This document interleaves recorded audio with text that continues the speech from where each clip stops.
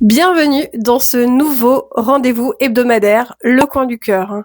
Aujourd'hui, je vais vous lire quelques histoires que je serai allée chercher sur le site Reddit et où je me permettrai de réagir en tant que professionnelle de la santé mentale spécialisée en thérapie de couple. Cette première histoire a été écrite par un homme. Salut les gars, j'ai 33 ans, j'ai eu un rendez-vous avec une femme de 37 ans. Elle était, en plus d'être belle, très intéressante. Le rendez-vous s'est bien passé, j'ai payé à la fin, naturellement. C'est moi qui propose le rendez-vous, c'est moi qui paye, normal pour moi. Ok, jusque-là, c'est assez clair. Et en repartant, je la remercie pour ce moment agréable et lui dis que j'espère que nous aurons un second rendez-vous. Elle me dit qu'elle aussi. Ok, donc pour le moment, il y a ce côté consensuel, sauf que je n'avais pas son numéro. Donc, je lui ai envoyé un message sur l'application le soir même. Je suis arrivée chez moi vers 23h30 en lui donnant mon numéro. Elle m'a répondu contre toute attente le lendemain matin avec son numéro. J'ai répondu 30 minutes avec le message que vous voyez. Donc je vais vous le lire. Donc le message que ce jeune homme a envoyé à son premier rendez-vous. Bonjour, merci pour le resto d'hier. J'ai également bien aimé nos échanges. Maintenant tu as mon numéro. Si tu veux me revoir, bon dimanche. Donc ça c'est ce que la jeune femme lui a écrit une fois qu'elle avait son numéro. Et lui il a répondu Hello. Quand tu veux, entre parenthèses peu, bon dimanche à toi aussi. Seulement, il n'a pas mis distribuer. Vous savez, là, la petite icône qui se met quand le message a bien été envoyé. Et ce, depuis dimanche matin. Dimanche, quand je lui ai répondu, j'étais sans raison car en montagne. Ok.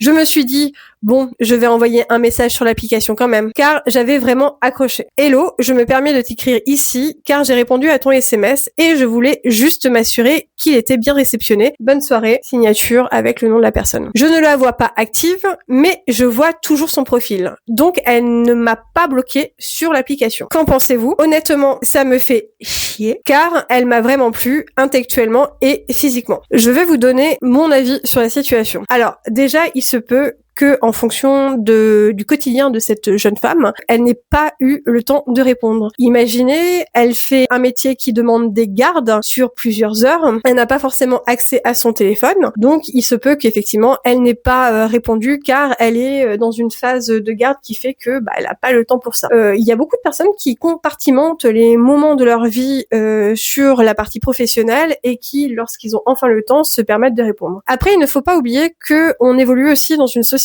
où on a tout extrêmement rapidement. Avec Internet, avec le fait que nous ayons tous, pour la plupart, des téléphones, forcément, on peut accéder facilement à l'autre. Pourtant, tout le monde n'a pas cette mentalité. Il y a des personnes qui laissent leur téléphone à côté, qui ne sont pas bloquées dessus 24 heures sur 24, donc il faut laisser le temps. Je pense que si après une bonne semaine, il n'y a pas eu de réponse, ni sur l'application de rencontre, ni par SMS, il faudra simplement accepter que la personne en face n'était pas aussi intéressée qu'elle le pensait, car bien entendu, lors d'un rendez-vous, il se peut que le feeling passe, et finalement, après une nuit, après avoir pris le temps de réfléchir à ce qui s'est passé, la personne peut très bien avoir une autre impression, peut avoir pris une autre décision, de dire, voilà, finalement, ça ne colle pas avec le recul, donc je ne donnerai pas suite. Et avant de se dire que c'est totalement fini, je conseillerais à la personne quand même d'envoyer un dernier message pour voir s'il y a un retour ou pas. Voilà pour la première histoire. Deuxième histoire. Suis-je une personne mauvaise pour ne pas avoir laissé mon ex emménager chez moi alors qu'elle essaye de quitter son mari contrôlant? L'histoire. J'ai un fils de 16 ans avec mon ex,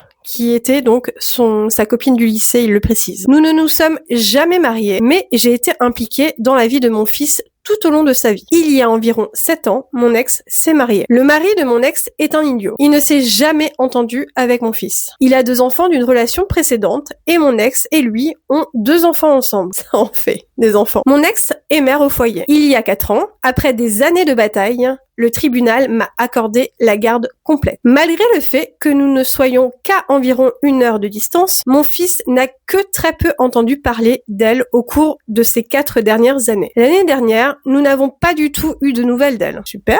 C'est bien, comme quoi ça fait aussi prendre conscience ce genre d'histoire qu'il n'y a pas que des pères qui sont dysfonctionnels dans une famille, que ça peut aussi venir des mamans, malgré le fait qu'elle ait 2 beaux enfants et 2 enfants en plus. Il y a environ 2 semaines, j'ai reçu un appel de mon ex et elle pleurait. Elle m'a dit qu'elle était prête à quitter son mari. Je lui ai demandé pourquoi elle avait décidé de le quitter. Elle m'a dit qu'elle avait découvert qu'il l'a trompée, qu'elle l'avait confronté, avait dit qu'il devait arrêter, mais il s'est moqué d'elle et lui a dit qu'il ne s'arrêterait pas. Il lui a dit qu'elle était libre de partir, mais qu'elle ne le ferait pas en raison de leur contrat prénuptial. Elle veut rester chez moi, car du coup, la personne qui écrit a une maison plutôt grande, avec ses 2 enfants en bas âge, donc issus de son mariage, jusqu'à ce qu'elle puisse s'organiser, trouver un avocat et avoir son propre logement. Je ne veux pas qu'elle reste. J'en ai parlé à mon fils et lui non plus ne le souhaite pas. Je l'ai rappelé et j'ai dit non. Déjà, je trouve ça extrêmement mature, je trouve ça extrêmement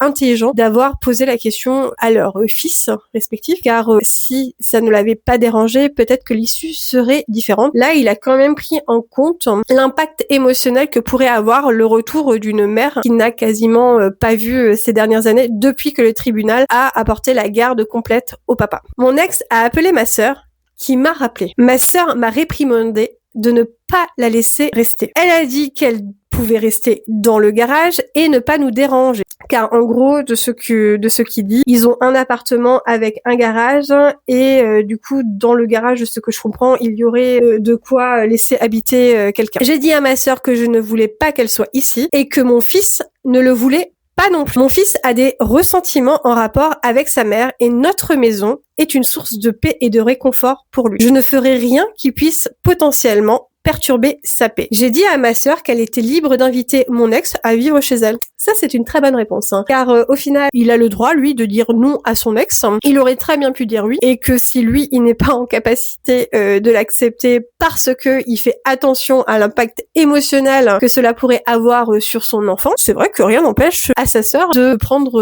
le trio chez elle. Ma sœur a dit que c'était impraticable, certes, parce que il semblerait que la sœur vive à distance. Dans tous les cas, je ne laisse pas mon ex emménager. Ma sœur a suggéré que je puisse lui donner de l'argent pour son propre logement, car je peux me le permettre. J'ai dit à ma sœur qu'elle était libre de lui donner de l'argent, mais je ne vais pas donner mon argent durement gagné à une personne qui me doit plus de 10 000 $ en pension alimentaire. Alors, est-ce que je suis une personne mauvaise? Je pense déjà avoir répondu à cette question. Pour moi, ce n'est pas une personne mauvaise. Au contraire, il a le droit d'être là, il a été dans l'écoute, etc. Après, ne pas être dans l'aide, même si c'est la mère de son enfant, c'est tout à fait acceptable. Il pense avant tout au bien-être de leur enfant. Et en vrai, je pense que sa réponse aurait été différente si il y avait eu des relations différentes avant justement ce drame familial. Sincèrement, je pense par rapport à ce que j'ai pu lire, c'est que si la mère avait été présente pour leur fils, que si elle avait été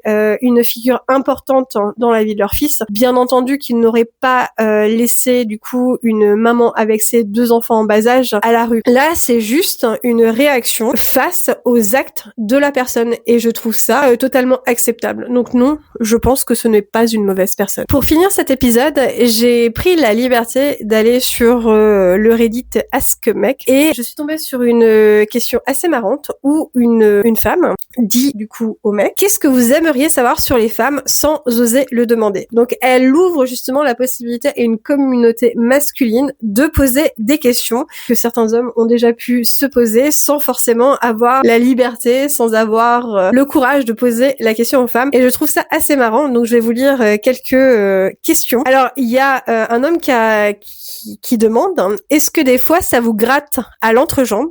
Vous faites quoi pour y remédier? Je trouve ça très marrant comme question. Il y a un autre qui demande: pourquoi quand on va au cinéma, au centre commercial ou dans un autre lieu public, entre groupes copains-copines, quand une des femmes va aux toilettes, pourquoi le reste suit? Et il dit qu'il voit ça depuis le collège et qu'il ne comprend pas pourquoi. Une autre question, sujet diplomatique: est-ce que vous aimez avoir la cuvette des toilettes descendue en rentrant dans le WC ou en vrai on s'en fiche? Autre question très intéressante, c'est: vous faites quoi de vos journées?